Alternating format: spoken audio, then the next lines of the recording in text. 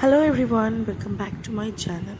সবাই দেখি নিশ্চয়ই বুঝেই গেছো আমি আইনক্সে এসেছি আজকে হাউসফুল 5 দেখতে। আইনক্সি অ্যাকচুয়ালি এটা একটা মুভি ডেট ছিল।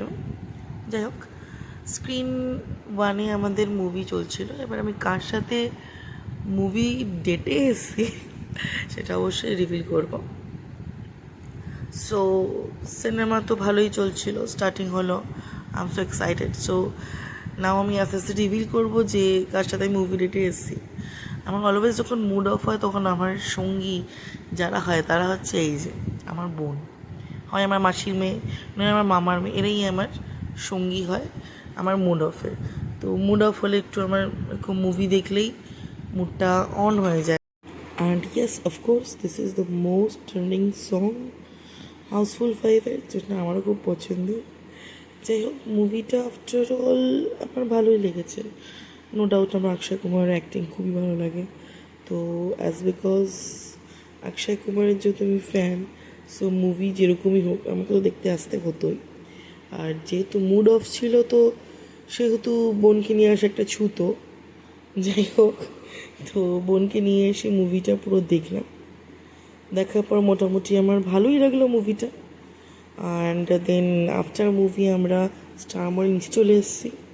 এখানে সবলা বাজার বলে একটা মেলা মতন বসেছে। এখানে দেখছিলাম অনেক কিছুই উঠেছে, কম রেঞ্জে ছিল। তো ফার্স্ট অফ অল তো আমি অবাক, কারণ স্টার মলের নিচে এত কম রেঞ্জে কিছু পাওয়া যায় না।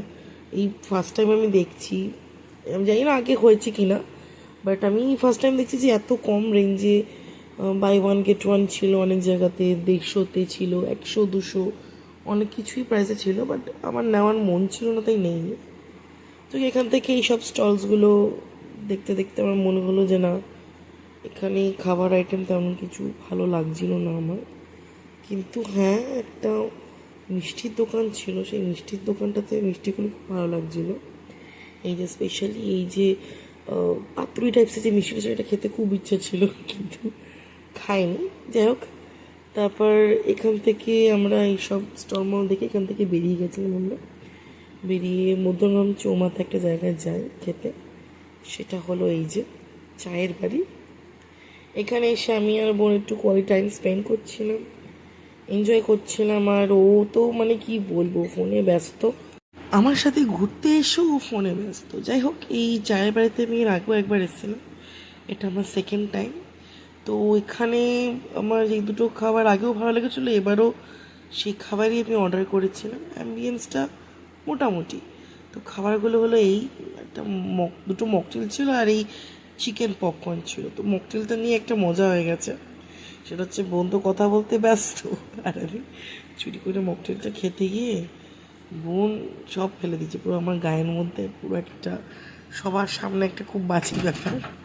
যাই হোক, তারপরেও এই যে ও ফোন করছে, তাও ওর মানে মনটা আমার দিকে, দিভাই কিছু নিয়ে নিল না। তো এই আমি খুনসুটি করতে করতে ভিডিওটা এখানেই শেষ করলাম।